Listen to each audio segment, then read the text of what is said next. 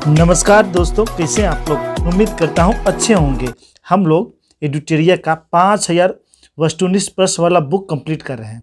लगभग 66 सेट हम लोगों ने कंप्लीट कर लिया है, यानी इसके बाद लगभग 34 सेट बचे हैं, यानी 1 महीना। तो अप्रैल में हम लोग पूरा बुक को कंप्लीट कर लेंगे और वैकेंसी अप्रैल के बाद मई जून में आने वाली है।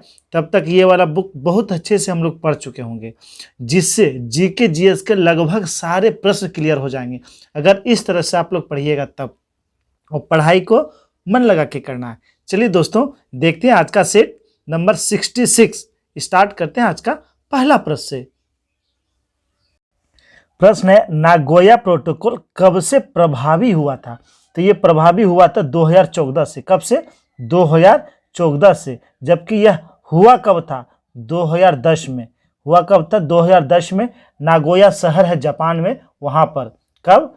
जापान में नागोया शहर है, वहां पे 29 अक्टूबर 2010 को। और प्रभावी हुआ था 12 अक्टूबर 2014 से। अच्छा, इसका उद्देश्य क्या था? तो अनुवांशिकी संसाधनों और लाभ के निष्पक्ष और न्याय संगत साझाकरण तक पहुंच इसका उद्देश्य था। वहीं बात करें प्रोटोकॉल से 3-4 क्वेश्चन बनते हैं कि मॉनिट्रियल प्रोटोकॉल ये कब हुआ था। तो मॉनिट्रियल प्रोटोकॉल ये 1987 में हुआ था। 1987 में हुआ था, ओजोन परत संरक्षण हेतु हुआ था। वहीं जेनेवा जो स्विट्जरलैंड का एक शहर है, जेनेवा प्रोटोकॉल यह संधि 1925 में हुआ था और लागू 1928 से हुआ था। रासायनिक व जैविक हथियारों पर प्रतिबंध से संबंधित था। वहीं बात कर लेते हैं वियना प्रोटोकॉल। तो वियना प्रोटोकॉल ये कब हुआ था? 1988 में। वियना प्रोटोकॉल 1988 में हुआ था। ओजोन परत संरक्षण एवं बहुपक्षीय पर्यावरण समझौता था। वहीं बात करें कि पृथ्वी सम्मेलन कब हुआ था। तो पृथ्वी सम्मेलन यह 1992 में हुआ था। कब हुआ था? 1992 में हुआ था। और रियो प्लस 5 यह 1997 में हुआ था। रियो प्लस 5 1997 में हुआ था। चलिए दोस्तों, देखते हैं अगला प्रश्न। प्रश्न है, गोंडवाना क्रम की चट्टानों का निर्माण किन 2 कालों के मध्य हुआ। तो इसका निर्माण कार्बोनिफेरस से जुरासिक काल के बीच हुआ था। ऑप्शन नंबर सी। गोंडवाना क्रम की चट्टानों में क्या पाया जाता है? तो कोयले के जो भंडार हैं इसी गोंडवाना क्रम की चट्टानों में पाया जाता है। जबकि धारवाड़ क्रम की चट्टानों में क्या पाए जाते हैं? तो धात्विक खनिज जितने हैं, आयरन, मैग्नीज, सोना, चांदी, ये सारे जो है धारवाड़ क्रम के चट्टानों में पाया जाता है। किसमें? धारवाड़ क्रम। वहीं भवन निर्माण सामग्री यह विंध्य श्रेणी के चट्टानों में पाया जाता है। भवन निर्माण जो है विंध्य श्रेणी के चट्टानों में पाया जाता है। चलिए दोस्तों, अगला प्रश्न देखते हैं। प्रश्न है, वायुमंडल में उपस्थित निम्न गैसों का उनकी प्रतिशतता के अनुसार अवरोही क्रम में सजाएं। यानी सबसे अधिक क्या पाया जाता है, उसके बाद क्या पाया जाता है। तो हम लोग इसमें जो है नाइट्रोजन और ऑक्सीजन के बाद दिया हुआ है। तो नाइट्रोजन ऑक्सीजन के बाद सबसे अधिक ऑर्गन पाया जाता है। ऑर्गन, उसके बाद कार्बन डाइऑक्साइड पाया जाता है, उसके बाद नियोन पाया जाता है, उसके बाद हीलियम पाया जाता है। आंसर हो जाएगा ऑप्शन नंबर ए। देख लेते हैं सबका प्रतिशत। नाइट्रोजन कितना प्रतिशत पाया जाता है? 78.8%। ऑक्सीजन कितना पाया जाता है? 20.95%। वहीं बात करें ऑर्गन, तो ऑर्गन कितना पाया जाता है? तो 0.93%। CO2 कितना पाया जाता है? कार्बन डाइऑक्साइड 0.036, जिसे 0.04 कहते हैं के अनुसार मानते हैं हम लोग। वहीं नियोन कितना पाया जाता है? तो नियोन पाया जाता है 0.002%। और वहीं हीलियम कितना पाया जाता है? तो हीलियम पाया जाता है 0.0005%। वहीं इसके बाद भी पूछता है तो क्रिप्टॉन पाया जाता है 0.001%। 0.001%। और जेनन की बात करें तो 0.0009% पाया जाता है। चलिए दोस्तों, देखते। प्रश्न है, ऑस्ट्रेलिया का मर्लिन क्षेत्र प्रसिद्ध है। तो ये हीरे खनन के लिए प्रसिद्ध है। किसके लिए प्रसिद्ध है? हीरे खनन के लिए प्रसिद्ध है। 2 खाने, वो 2 खाने हैं काल गुरली खान और कुलगाडी खान। यह ऑस्ट्रेलिया का सोना के लिए प्रसिद्ध है। वहीं बात करें ऑस्ट्रेलिया, तो ऑस्ट्रेलिया, तो यहाँ बॉक्साइट का खान जो है वह है केपियार्ड प्रायद्वीप। केपियार्ड प्रायद्वीप जो है बॉक्साइट के लिए प्रसिद्ध है। वहीं लोहा के लिए ऑस्ट्रेलिया का पिलवारा खान प्रसिद्ध है। ऑस्ट्रेलिया का पिलवारा खान प्रसिद्ध है। अच्छा, अयस्क की बात आई तो इसमें हम लोग कुछ देख लेते हैं। कोयला उत्पादन, कोयला उत्पादन में प्रथम स्थान है चीन का। किसका? चीन। द्वितीय स्थान है भारत का और तृतीय स्थान है अमेरिका का। किसका? अमेरिका का। लौह अयस्क की बात करें तो इसमें प्रथम स्थान चीन का है, द्वितीय स्थान किसका है? जापान और भारत, जापान और भारत का, और तृतीय स्थान यूएसए का है। किसका? यूएसए का। वहीं बात करें सोना की, सोना की बात करें तो प्रथम स्थान चीन का है, प्रथम स्थान चीन का है और द्वितीय स्थान सोना में ऑस्ट्रेलिया का है। किसका है? ऑस्ट्रेलिया का है। और तृतीय स्थान रूस का है। किसका? रूस का है। चलिए दोस्तों अगला प्रश्न देखते हैं। प्रश्न है, भारत में निम्न में से किस क्रम की चट्टान में भवन निर्माण हेतु उपयुक्त चूना पत्थर, बलुआ पत्थर, सजावटी पत्थरों आदि के लिए प्रसिद्ध है? तो अभी हम लोगों ने देखा विंध्यशैल समूह की चट्टान में जो है भवन निर्माण सामग्री प्राप्त होती है। चलिए अगला प्रश्न देखते हैं। प्रश्न है, पवनों की दिशा एवं वेग के संबंध में निम्नलिखित में कौन सा कथन असत्य है? असत्य कथन को देखना है। वायुमंडलीय दाब में भिन्नता के कारण वायु गतिमान होती है, बिल्कुल सही है। धरातीय विषमताओं के कारण घर्षण पैदा होता है जो पवनों की गति को प्रभावित करता है, ये भी सही है। और कोरियोलिसिस बल पवनों की दिशा को प्रभावित नहीं करता है, ये गलत है। कोरियोलिसिस बल पवन की दिशा को प्रभावित करता है। अब प्रचलित पवनें व्यापारिक पछुआ ध्रुवीय पवनों के रूप में प्रवाहित होती है, ये भी सही है। आंसर हो जाएगा ऑप्शन नंबर सी। चलिए अगला प्रश्न देखते हैं। प्रश्न है, चित्रकूट जलप्रपात भारत का नियाग्रा जलप्रपात की संज्ञा दी जाती है, यह किस नदी पर है? तो चित्रकूट जलप्रपात यह इंद्रावती नदी पर। किस नदी पर है? इंद्रावती नदी पर है। ऑप्शन नंबर सी। भारत का सबसे ऊंचा जलप्रपात कौन सा है? कुंचिकल जलप्रपात। कौन सा जलप्रपात? कुंचिकल जलप्रपात। यह कर्नाटक में वराही नदी पर है। कहाँ है? कर्नाटक में वराही नदी पर है। इसकी ऊंचाई भी कभी कभी पूछ लिया जाता है, 455 मीटर। कितना है? 455 मीटर। वहीं बात करें अन्य कुछ जलप्रपात तो दूध सागर जलप्रपात, दूध सागर यह किस नदी पर है? यह गोवा में है, मांडवी नदी पर। किस नदी पर? मांडवी नदी पर। वहीं जोग या गरसोप्पा जलप्रपात यह हम लोग जानते हैं शरावती नदी पर है, कर्नाटक में शरावती नदी पर है। वहीं चुलिया जलप्रपात चंबल नदी पर है। पुनासा जलप्रपात यह भी चंबल नदी पर है। धुआंधार जलप्रपात यह कहाँ है? तो धुआंधार जलप्रपात यह नर्मदा नदी पर है। और झारखंड में है हुंडरू जलप्रपात जो स्वर्ण रेखा नदी पर है। चलिए अगला प्रश्न देखते हैं। प्रश्न है, दक्षिण भारत की सर्वोत्तम शिखर अनाईमुदी की ऊंचाई कितनी है? तो अनाईमुदी की ऊंचाई है 2696, 95 दशमलव कुछ मीटर है, तो 2696 मीटर अनाईमुदी जो दक्षिण भारत की सबसे ऊंची चोटी है, जो अन्नामलाई की पहाड़ी पर है। वहीं बात करें नीलगिरी, तो नीलगिरी की सबसे ऊंची चोटी कौन सा है? डोडा बेटा, डोडा बेटा जो दक्षिण भारत की दूसरी सबसे ऊंची चोटी है। और इसकी ऊंचाई कितनी है? तो डोडा बेटा इसकी ऊंचाई है 2637 मीटर। कितना? 2637 मीटर। वहीं बात करें सतपुड़ा की, सतपुड़ा की ऊंची चोटी कौन सी है? तो सतपुड़ा की ऊंची चोटी है धूपगढ़ी। कौन सी है? धूपगढ़ी, जिसकी ऊंचाई कितनी है? 1350 मीटर। कितना? 1350। वहीं अरावली की, अरावली की ऊंची चोटी है गुरु शिखर। क्या है? गुरु शिखर, जिसकी ऊंचाई कितनी है? 1722 मीटर। 1722 मीटर। एग्जाम में तोड़ के क्वेश्चन आया था कि उत्तरी सह्याद्री, उत्तरी सह्याद्री का जो सबसे ऊंची चोटी है उसका क्या नाम है? काल सुबाई नाम है। सह्याद्री को दो पार्ट में, उत्तरी और दक्षिणी, तो उत्तरी सह्याद्री का ऊंची चोटी का नाम है काल सुबाई, जिसकी ऊंचाई है 1664 मीटर।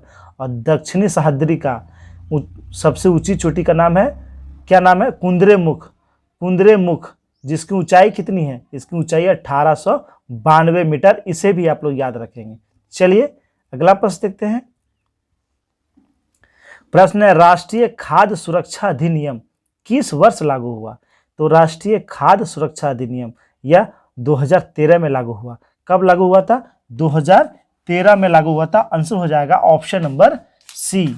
वहीं बात करें भारतीय कृषि अनुसंधान परिषद, इसकी स्थापना कब हुआ? इसे हम लोग ICAR कहते हैं। इसकी स्थापना कब हुआ? 1929 में हुआ था। कब? 1929 में हुआ था। वहीं करजन के समय में लॉर्ड कर्जन के समय में भारतीय कृषि अनुसंधान, इसकी स्थापना कब हुआ था? IARI, इसकी स्थापना 1905 ईस्वी में हुआ था, पूसा में। कहाँ? पूसा में हुआ था। अच्छा, तेलहन प्रौद्योगिकी मिशन कब स्टार्ट हुआ था? तो तेलहन प्रौद्योगिकी मिशन, इसका शुरुआत 1986 में किया गया था। कब? 1986 में। चलिए अगला प्रश्न देखते हैं। प्रश्न है, आर्थिक समीक्षा वित्त मंत्रालय के किस विभाग के द्वारा जारी किया जाता है? तो वित्त मंत्रालय के किस विभाग द्वारा यह जारी होता है? आर्थिक कार्य विभाग। किसके द्वारा? आर्थिक कार्य विभाग के द्वारा यह जारी किया जाता है। चलिए देखते हैं अगला प्रश्न।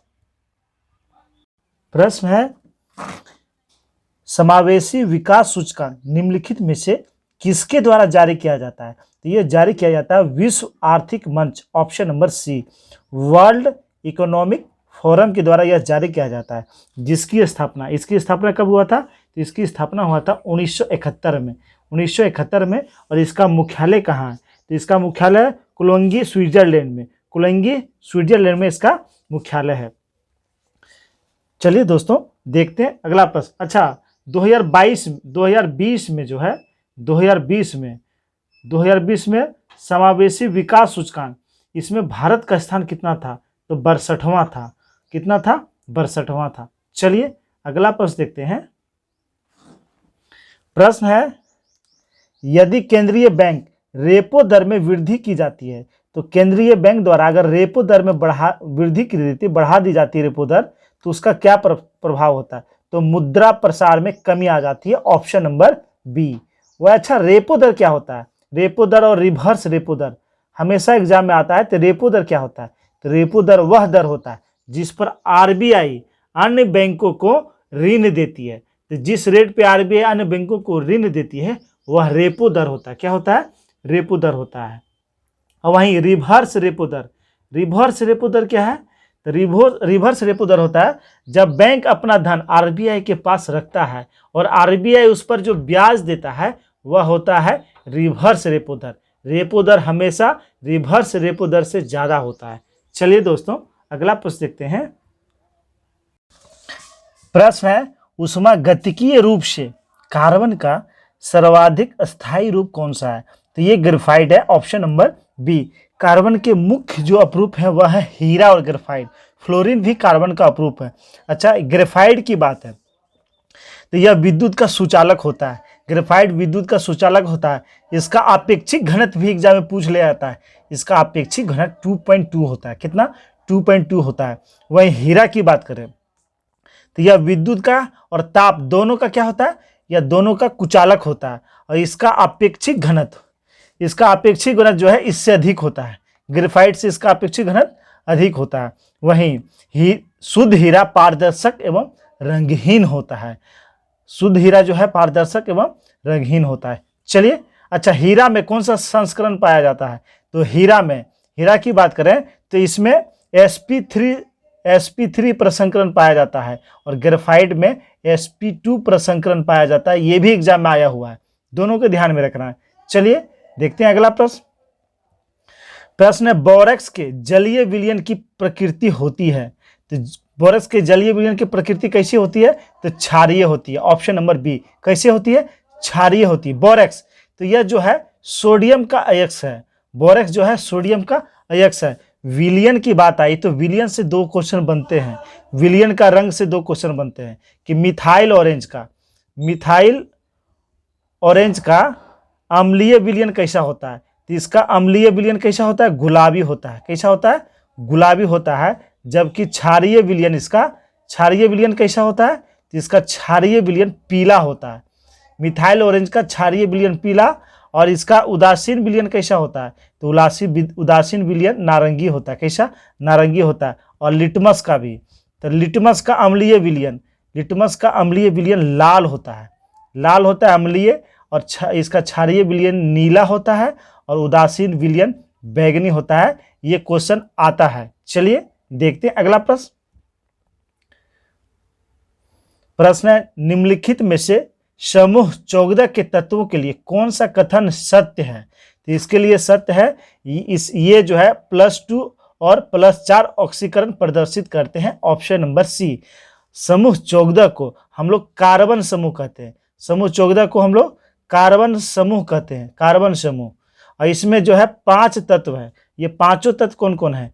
कार्बन, सिलिकॉन, जर्मेनियम, टीन, सीसा, ये 5 तत्व है किसमें? समूह 14 में।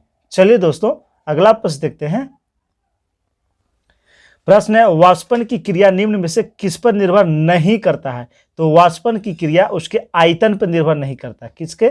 किसी भी तत्व के, किसी भी द्रव के आयतन पर निर्भर नहीं करता है। वहीं अगर उसका ताप बढ़ाएंगे तो वाष्पन की क्रिया तेजी से होगा। अगर द्रव के खुले पृष्ठ का क्षेत्रफल अधिक है तो वाष्पन की दर भी क्या होगा? अधिक होगा। और क्वथनांक कम होगा तो वाष्पन कम होगा, क्वथनांक अधिक होगा तो वाष्पन अधिक होगा। चलिए देखते अगला प्रश्न। प्रश्न है, जब प्रकाश की किरण किसी कोलाइडल या निलंबन से गुजरता है तो टिंडल प्रभाव को प्रदर्शित करता है। तो इसमें प्रकाश की कौन सी परिघटना होती है?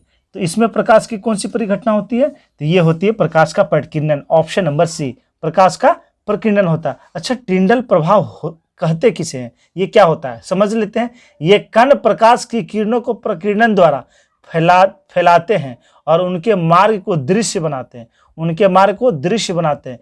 ये कण सूक्ष्म प्रकाश बिंदु के रूप में अनियमित रूप से गमन करते हुए दिखाई देते हैं, जिसे हम लोग टिंडल प्रभाव कहते हैं, जिसे हम लोग क्या कहते हैं? टिंडल प्रभाव कहते हैं। चलिए देखते अगला प्रश्न। प्रश्न है, जब किसी वस्तु को पृथ्वी से चांद पर ले जाया जाए तो क्या होगा? बहुत बार क्वेश्चन आया भी है। तो उसका क्या होगा? वेट, भार उसका बदल जाएगा परंतु द्रव्यमान वही रहेगा। उसका भार जैसे हम लोग mgh के तौर पे निकालते हैं, mgh, उसका भार जो है, तो g का मान हम लोग जानते हैं। g का मान चंद्रमा पर पृथ्वी की अपेक्षा कम है, तो वहां क्या होगा? उसका भार जो है कम हो जाएगा, लेकिन द्रव्यमान वही रहेगा। चलिए अगला प्रश्न देखते हैं। सौर ऊर्जा का रूपांतरण रासायनिक ऊर्जा में निम्न में से किस प्रक्रिया में होता है? तो सौर ऊर्जा का रूपांतरण रासायनिक ऊर्जा में, ये किस में होता है? तो प्रकाश संश्लेषण के दौरान। प्रकाश संश्लेषण में सौर ऊर्जा का रूपांतरण रासायनिक ऊर्जा में होता है, जबकि सौर सेल के द्वारा सौर ऊर्जा का रूपांतरण विद्युत ऊर्जा और प्रकाश ऊर्जा में होता है, विद्युत ऊर्जा और प्रकाश ऊर्जा में होता है। चलिए दोस्तों देखते हैं अगला प्रश्न। प्रश्न है, निम्नलिखित में कौन सी तरंग निर्वात में गमन नहीं कर सकती? तो ध्वनि तरंग, ध्वनि जो है निर्वात में गमन नहीं कर सकती है। ध्वनि को एक जगह से दूसरी जगह पहुंचने के लिए माध्यम की आवश्यकता होती है। किसकी आवश्यकता होती है? माध्यम की आवश्यकता है। और ध्वनि कैसी तरंग है? तो ध्वनि अनुदैर्घ्य तरंग है। कैसी तरंग है? अनुदैर्घ्य तरंगे होती है। वही ध्वनि जिसका आवृत्ति 20 हर्ट्ज से 20,000 हर्ट्ज के बीच होता हो उसे हम लोग कहते हैं श्रव्य तरंगे। क्या कहते हैं? श्रव्य तरंगे। और जिसकी आवृत्ति 20,000 से कम होता हो, 20 से कम होता हो, वह होती है अवश्रव्य तरंगे। और जिसका 20,000 से अधिक होता हो वह होती है पराश्रव्य तरंगे, अल्ट्रासोनिक वेव। वहीं बात करें ध्वनि, तो ध्वनि, तो वायु में ध्वनि का चाल हम लोग जानते हैं 332 मीटर पर सेकेंड। कितना? 332 मीटर पर सेकेंड। वहीं हाइड्रोजन में ध्वनि की चाल तो 1269 मीटर पर सेकेंड। वहीं जल में ध्वनि की चाल तो 1450 मीटर पर सेकेंड। वहीं लोहा में ध्वनि की चाल, आयरन में, तो लोहा में ध्वनि की चाल कितना होती है? 5100 मीटर पर सेकेंड। इसे याद रखेंगे आप लोग। ध्वनि की चाल पर दाब का कोई प्रभाव नहीं पड़ता है। माध्यम परिवर्तन होने से ध्वनि की आवृत्ति नहीं बदलती है। चलिए दोस्तों अगला प्रश्न देखते हैं। प्रश्न है, निकट दृष्टि दोष जिसे मायोपिया भी कहते हैं, इस दृष्टि दोष को दूर करने के लिए अवतल लेंस का प्रयोग किया जाता है। उसकी क्षमता होती है, तो उसकी क्षमता ऋणात्मक में होती है। ऑप्शन नंबर बी, किसमें होती है?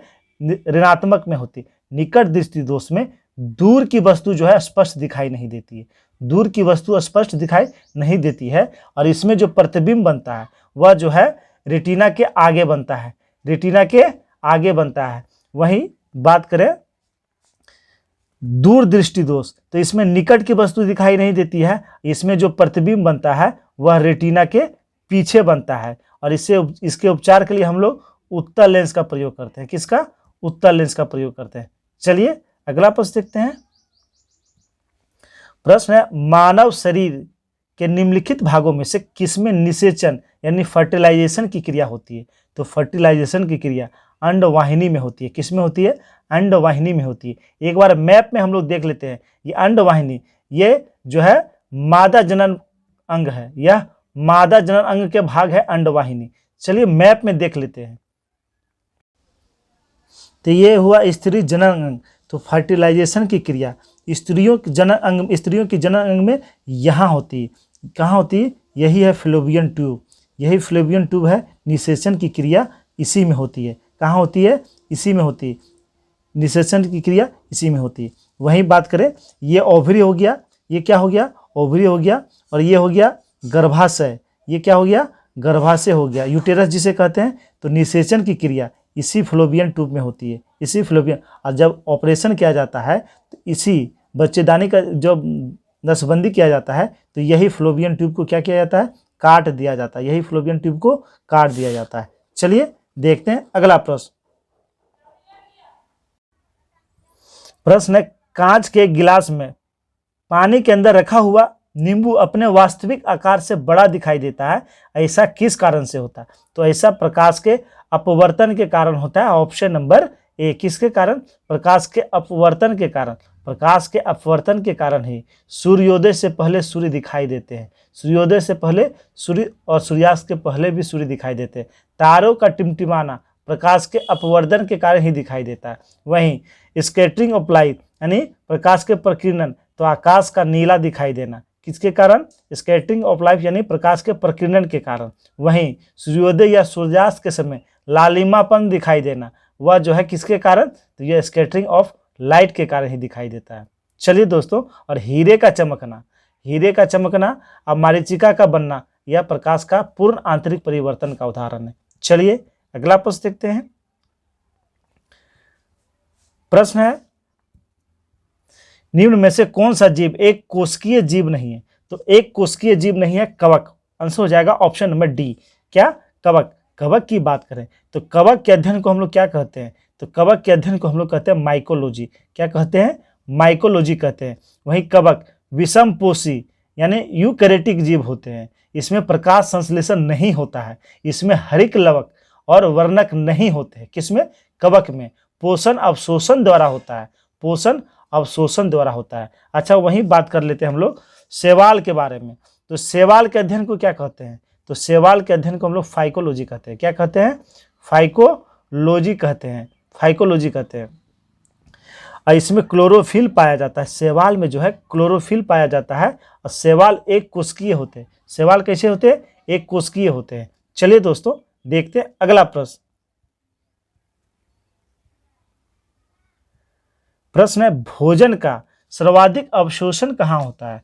तो भोजन का सर्वाधिक अवशोषण होता है छोटी आंत के ये इलियम वाला पार्ट में। Option number A.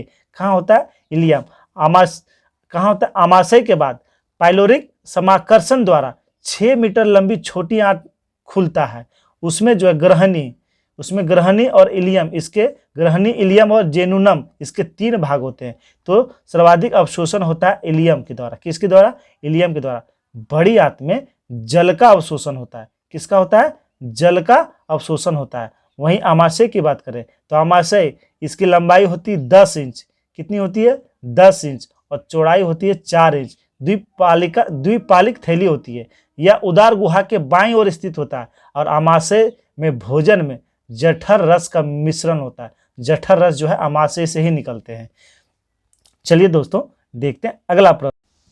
प्रश्न है, निम्नलिखित में से कौन सा जल जनित रोग नहीं है? तो चेचक। चेचक जो है जल जनित रोग नहीं है।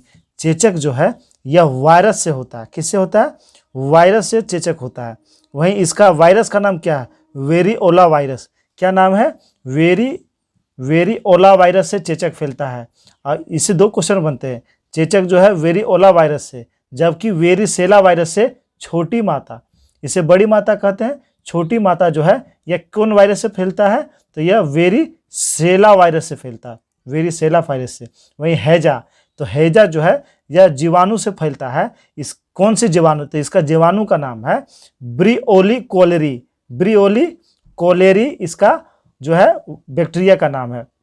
वहीं बात करें हेपेटाइटिस, तो हेपेटाइटिस, अच्छा हैजा से कौन सा अंग प्रभावित होता है? तो आंत प्रभावित होता है। क्या प्रभावित होता है? आंत प्रभावित होता है। वहीं हेपेटाइटिस यह वायरस से होता है और यह यकृत को प्रभावित करता है। किसको प्रभावित करता है? यकृत को प्रभावित। वहीं टाइफाइड, तो टाइफाइड जो है यह आंत को प्रभावित करता है और इसका जीवाणु, यह बैक्टीरिया से फैलता है। इसका जीवाणु का नाम है साल्मोनेला टाइफी। साल्मोनेला टाइफी इसका नाम है। चलिए दोस्तों देखते हैं अगला प्रश्न। प्रश्न है, लगातार कितने वर्षों तक भारत से बाहर रहने पर भारत सरकार किसी व्यक्ति को भारतीय नागरिकता से वंचित कर सकती है? तो लगातार 7 वर्ष, अगर कंटिन्यूसली 7 वर्ष हम लोग भारत से बाहर रहेंगे तो भारत सरकार हमारी नागरिकता समाप्त कर सकती है। वहीं नागरिकता की बात आई तो भारतीय संविधान के भाग 2 में नागरिकता का वर्णन है। अनुच्छेद कितना से कितना? 5 से 11, 5 से 11 है। अच्छा, भारत की नागरिकता जो है 3 स्थितियों में समाप्त की जा सकती है। यदि नागरिकता का परित्याग करता है तब, किसी अन्य देश का नागरिकता स्वीकार करने पर, और भारत सरकार द्वारा नागरिकता से भी वंचित किया जा सकता है। वहीं बात करें अनुच्छेद 5 में क्या, एक बार अनुच्छेद क्लियर करते हैं। 5 में है संविधान के प्रारंभ पर अधिवास द्वारा नागरिकता। 6 में है पाकिस्तान से प्रजनन करके आए व्यक्तियों की नागरिकता। 7 में है पाकिस्तान को प्रजनन करने वाले कुछ व्यक्तियों को नागरिकता के अधिकार। 8 में है भारत से बाहर रहने वाले भारतीय मूल की व्यक्ति की नागरिकता। 9 में है कि जैसे किसी अन्य देश की नागरिकता लेंगे तो भारत की नागरिकता स्वतः समाप्त हो जाएगी। और 10 कहता है किसी नागरिक की नागरिकता का अधिकार संसदीय विधान के अलावा किसी अन्य रीति से नहीं छीना जा सकता। और 11 कहता है नागरिकता से संबंधित विधान यानी कानून बनाने की शक्ति संसद में होगी। चलिए दोस्तों अगला प्रश्न देखते हैं। प्रश्न है, भारतीय संविधान की किस अनुच्छेद के अनुसार विधानसभा का गठन होता है? तो विधानसभा का गठन अनुच्छेद 170 के अनुसार होता है। किसके अनुसार?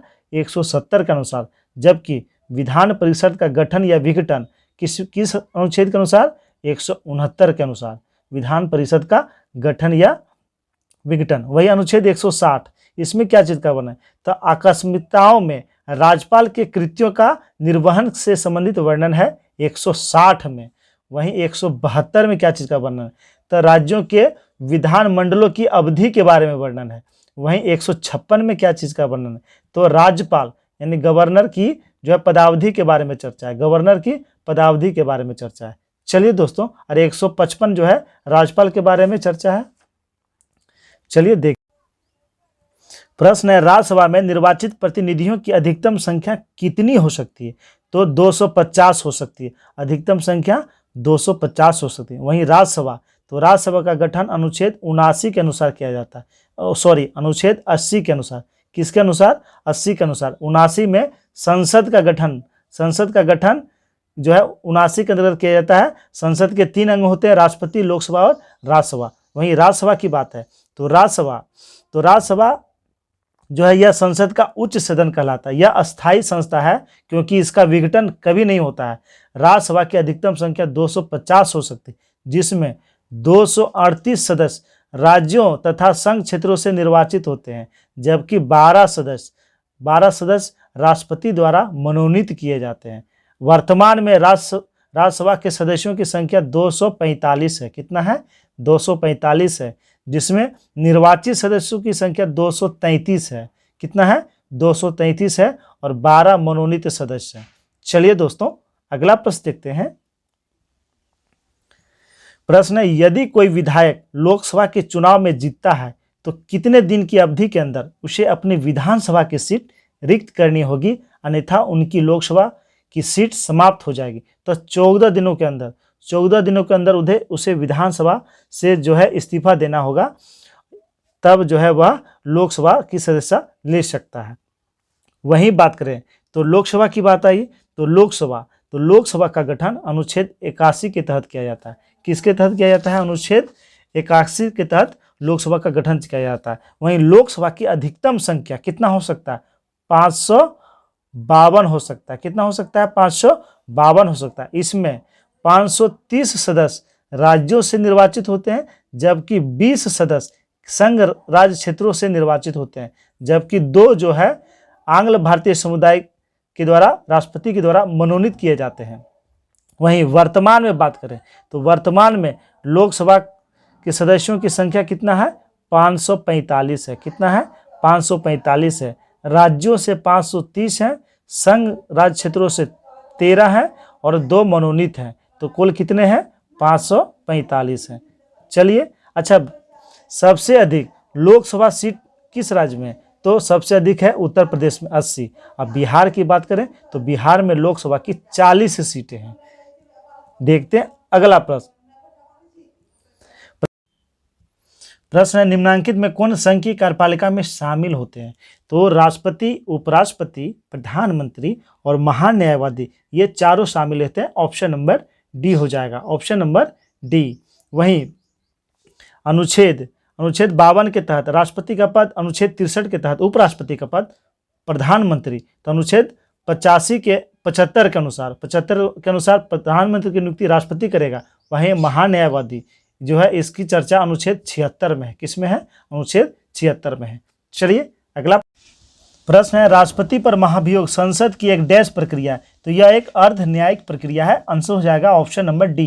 कैसी प्रक्रिया है? अर्ध न्यायिक प्रक्रिया है। वहीं अनुच्छेद 61 के अनुसार संविधान के अतिक्रमण करने के आधार पर राष्ट्रपति को महाभियोग की प्रक्रिया द्वारा अपने पद से हटाया जा सकता है। महाभियोग का आरोप संसद का कोई भी सदन लगा सकता है। इसके लिए संकल्प प्रस्तुत करना होगा, जिस पर सदन के कुल सदस्यों के कम से कम 1/4 सदस्यों का हस्ताक्षर होना चाहिए। 1/4 सदस्यों का हस्ताक्षर होना चाहिए और 14 दिन पूर्व राष्ट्रपति को नोटिस दिया जाना चाहिए।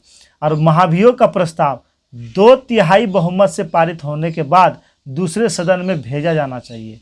यदि दूसरा सदन सही पाता है और प्रस्ताव को 2/3 बहुमत से पारित कर देता है, तो राष्ट्रपति को संकल्प पारित होने की तिथि से अपने पद से हटना होगा। चलिए दोस्तों अगला प्रश्न देखते हैं। प्रश्न है, निम्न में से वह कौन है जो संसद के किसी भी सदन का सदस्य नहीं होते हैं और ना ही संसद में बैठता है, लेकिन फिर भी संसद का अभिन्न अंग होता है? वह है महान्यायवादी। ऑप्शन नंबर बी, महान्यायवादी। तो अनुच्छेद 76 के अनुसार महान्यायवादी की नियुक्ति राष्ट्रपति करता है। कौन करता है? राष्ट्रपति करता है। यह भारत का सर्वोच्च विधि अधिकारी होता है। वहीं 3 अधिकारियों को विधि अधिकारी माना जाता है। एक तो हुआ भारत का महान्यायवादी, दूसरा होता है भारत का महाधिवक्ता और तीसरा होता है भारत के अपर महाधिवक्ता। तो ये तीनों में जो है महान्यायवादी सर्वोच्च स्तर का होता है, वह सबसे बड़ा होता है। महान्यायवादी की नियुक्ति होने के लिए उन योग्यताओं का होना आवश्यक है जो उच्चतम न्यायालय के न्यायाधीश नियुक्त होने के लिए होती है। चलिए दोस्तों देखते हैं अगला प्रश्न है, भारतीय संसद में सदन के दोनों सदनों की संयुक्त बैठक का प्रावधान किस देश से लिया गया? तो ये लिया गया है ऑस्ट्रेलिया से। किससे लिया गया है? ऑस्ट्रेलिया से। ऑस्ट्रेलिया से ही समवर्ती सूची का प्रावधान। वहीं व्यापार वाणिज्य की स्वतंत्रता कहाँ से लिया गया है? ऑस्ट्रेलिया से लिया गया। कनाडा की बात करें तो संघात्मक व्यवस्था और अवशिष्ट शक्तियाँ केंद्र के पास, शक्ति विभाजन, राज्यपाल की नियुक्ति, बहुत बार एग्जाम में आया, राज्यपाल की नियुक्ति कहाँ से? कनाडा से लिया गया है। वहीं बात करें ब्रिटेन से तो संसदीय शासन प्रणाली, विधि का शासन, एकल नागरिकता, चुनाव में सर्वाधिक मत के आधार पर जीत, परमाधिकार लेख, द्विसदनात्मक, ये ब्रिटेन से लिया गया है। दक्षिण अफ्रीका की बात करें तो संविधान संशोधन कहाँ से लिया गया है? ये दक्षिण अफ्रीका से। और राज्यसभा सदस्यों का निर्वाचन ये लिया गया है दक्षिण अफ्रीका से। निर्वाचन प्रक्रिया दक्षिण अफ्रीका। वहीं राज्यसभा में जो मनोनयन करते हैं राष्ट्रपति, वह किससे लिया गया है? तो वह लिया गया है आयरलैंड से लिया गया है। चलिए दोस्तों अगला प्रश्न देखते हैं। प्रश्न है भारत सरकार अधिनियम 1935 के संदर्भ में कौन सा कथन सही है? देख लेते हैं। केंद्र में अखिल भारतीय संघ का उपबंध सही है। प्रांतीय स्वशासन का उपबंध था, बिल्कुल सही। और भारत की स्वतंत्रता का उपबंध था, ये नहीं था। तो आंसर हो जाएगा option number C, option number C. चलिए अगला प्रश्न देखते हैं। प्रश्न है भारतीय व्यापार में ईस्ट इंडिया कंपनी का एकाधिकार समाप्त हो गया।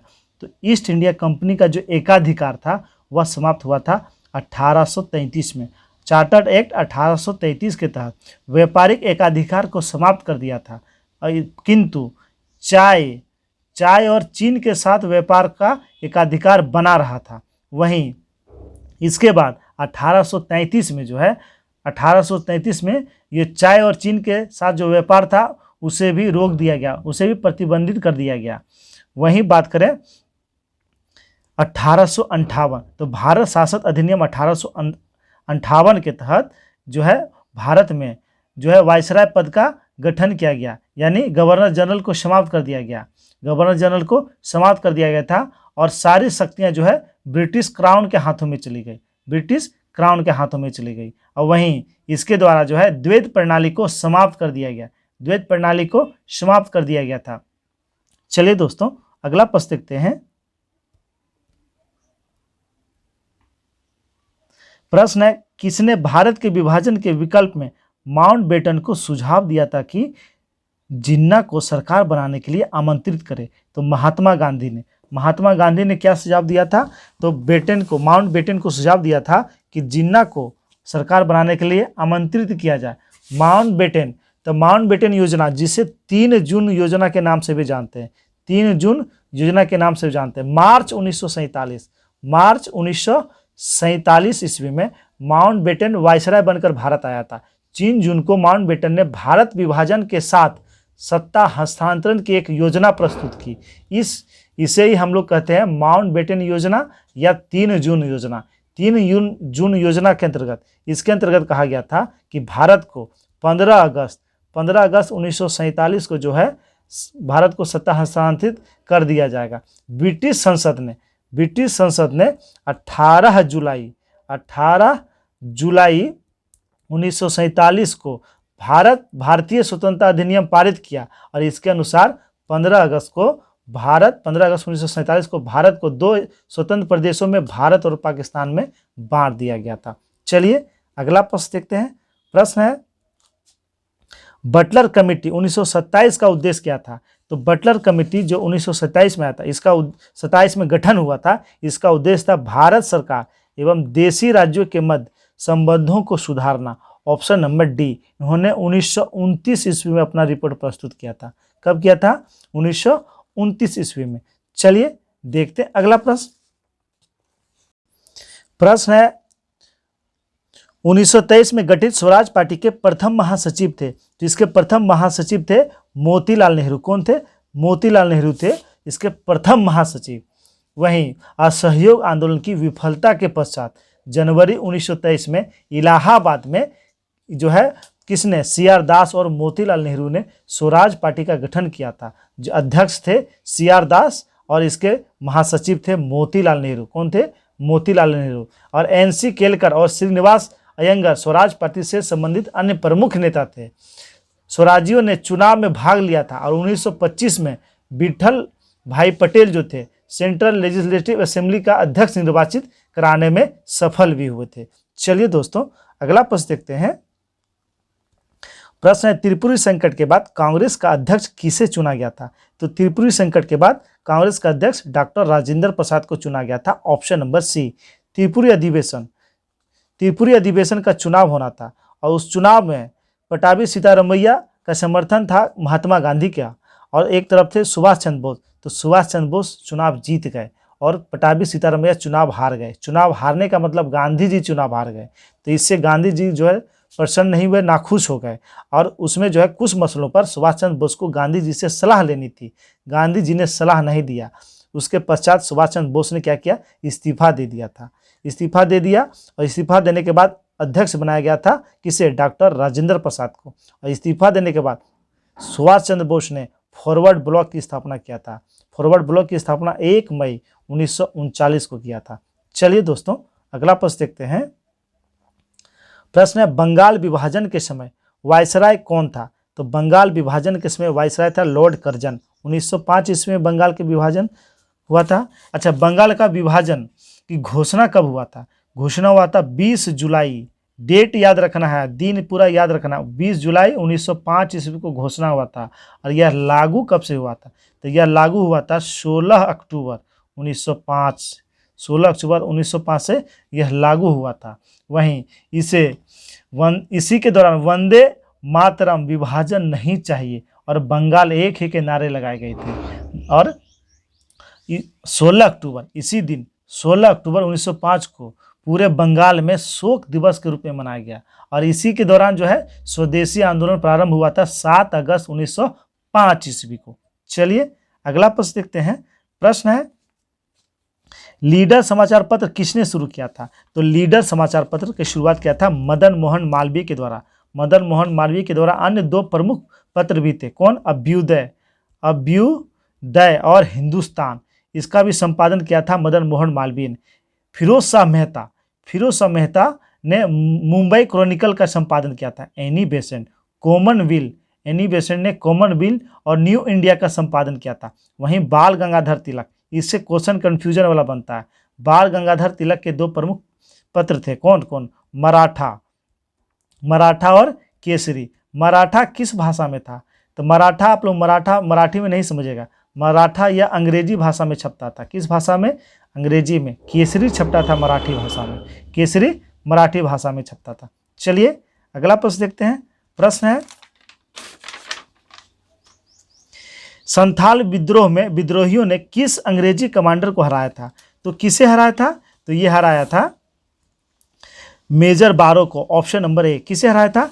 मेजर बारो को हराया था। वहीं बात कर लेते हैं, विद्रोह की बात है तो संथाल विद्रोह का नेता कौन था? तो संथाल विद्रोह का नेता था सिंधु कान्हू इसका नेता था। ये हुआ कब था? 1855-56 में ये हुआ था। इसका क्षेत्र था बिहार बंगाल। क्या था? बिहार बंगाल। चलिए रिवाइज कर लेते हैं। सन्यासी विद्रोह का नेता कौन था? केना सरकार। कौन था? केना सरकार। इसका क्षेत्र था बंगाल बिहार। फकीर विद्रोह का नेता था मजनू शाह। कौन था? मजनू शाह इसका नेता था और इसका क्षेत्र बंगाल था। पागलपंथी विद्रोह कमर शाह और टीपू मीर और इसका क्षेत्र था बंगाल। वहीं कोल विद्रोह इसका नेता था बुद्धो भगत और इसका क्षेत्र था झारखंड, छोटा नागपुर झारखंड। कुका विद्रोह इसका क्षेत्र था पंजाब। कुका विद्रोह का क्षेत्र था पंजाब और इसका नेता कौन था? जवाहर मल। कौन था? जवाहर मल। वहीं मुंडा विद्रोह इसका नेता था बिरसा मुंडा। कौन था? बिरसा मुंडा और इसका क्षेत्र था झारखंड। वहीं बात करें मोपला विद्रोह, इसका नेता था अली मुसलियार और इसका क्षेत्र था केरल का मालाबार। चलिए अगला प्रश्न देखते हैं। प्रश्न है, हड़प्पा सभ्यता से किस धातु की प्राप्ति नहीं हुई? तो हड़प्पा सभ्यता से जो है लोहे की प्राप्ति नहीं हुई। Option number A. लोहे की खोज जो है उत्तर वैदिक काल में हुआ था। कब हुआ था? उत्तर वैदिक काल में हुआ था लोहे की खोज। वहीं बात है हड़प्पा, तो हड़प्पा सभ्यता का एक बार हम लोग चौहद्दी जान लेते हैं, यानी इसका विस्तार जान लेते हैं। तो सबसे उत्तरी जो सीमा था इसका था कौन? मांडा। कौन था? मांडा। वहीं सबसे दक्षिणी सीमा ये था दैमाबाद, महाराष्ट्र का दैमाबाद, दाम्बा या जम्मू कश्मीर में। वहीं इसका पूर्वी सीमा था आलमगीरपुर। कौन था? आलमगीरपुर। और वहीं इसका पश्चिमी सीमा था सुटकुटवा गेडोर था। वहीं हड़प्पा, तो जो हड़प्पा सभ्यता का विस्तार भारत एवं पाकिस्तान में लगभग 1500 स्थलों पर पाया गया है। इसका समूचा क्षेत्र जो था इसका आकार कैसा था? तो त्रिभुजाकार। कैसा? त्रिभुजाकार।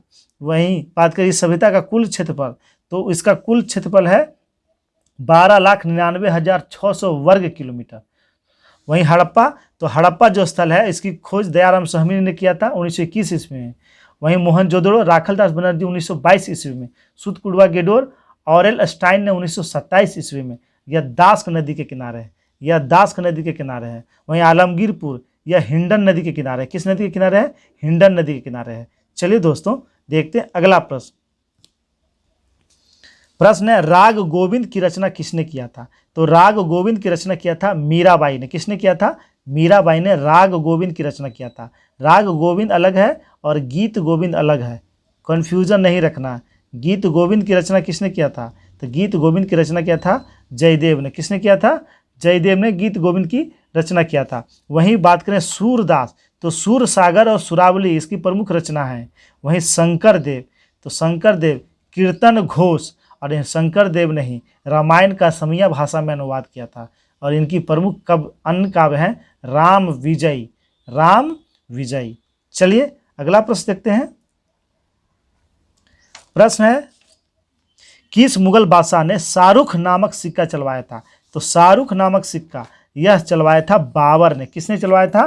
बाबर ने चलाया था। बहुत बार एग्जाम में आया है, बाबर ने चलाया था। बाबर की बात करें तो बाबर का जन्म वैलेंटाइन डे के दिन हुआ था 14 फरवरी 1483 ईस्वी को।